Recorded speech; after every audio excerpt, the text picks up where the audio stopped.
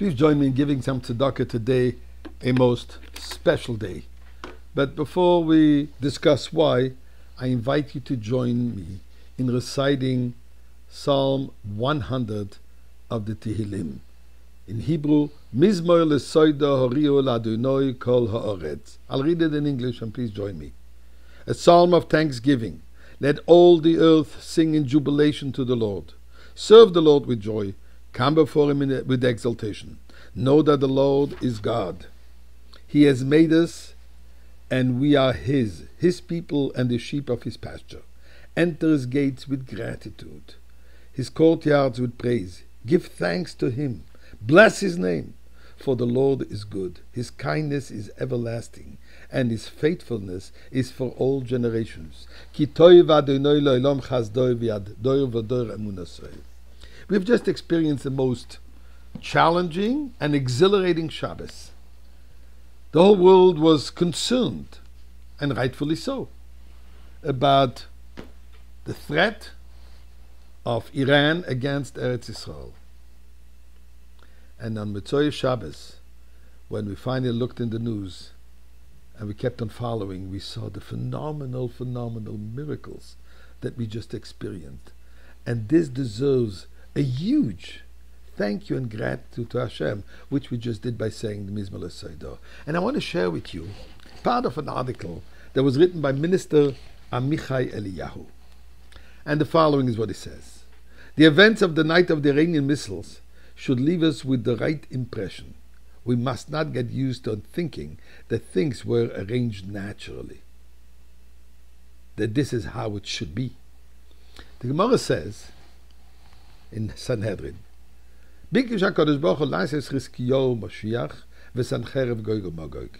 God wanted to make King Yechizkiyahu, Ezekiel, Moshiach, and Sancherib should be the final war of Gog and Magog. Why didn't he do him? Says Al Shem Shaloi Hoido, because he didn't give sufficient praise to Hashem for the miracles that he experienced. So continues the minister and says, today we should all say Shira. We should all sing and praise to God for the phenomenal miracles. It's true that tonight the Air Force was in the sky and the defense system functioned well, and the decision makers controlled the campaign with a firm hand. But friends, after Simchas Torah, after what happened on October 7, we realize what the prophets say. If God does not protect the city, then a single almond will protect it. The praise and song that deserves to be heard from every Jewish person in the entire world. And what we hear are expressions of faith in the divine providence over us. The protector of the Jewish people is not slumbering and not sleeping. Or as it says in Zechariah, and I will be to her a wall of fire around her, and for honor I will be with her, says God. As the Rebbe always says, Eretz Yisrael hamakom habatuach b'yoser. The land of Israel is the safest place on the whole face of the earth.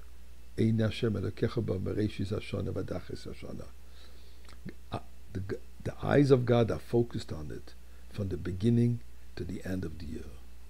And he continues, I hear more and more Jews filling their mouth with singing to God. They know very well that the wisdom and courage to establish these defense systems are not born in a vacuum. People remember that God is the one who gives us this courage. We are not the largest nation in the world economically and numerically, to say the least. And here we find the talent, the chutzpah, to set up a defense system that knows how to send missiles that will chase missiles in the sky. Sounds like science fiction. We've gotten used to it being like this, but it shouldn't be. It's a miracle. And it's not obvious. Friends, propaganda and brainwashing is extremely effective. We see the results of the propaganda spewed by the axis of evil in the masses of people around the world. And yet, last night, the world was with us. Our neighbors, Jordan, Egypt, and others, have sent missiles to protect us. That's miraculous. This is not natural.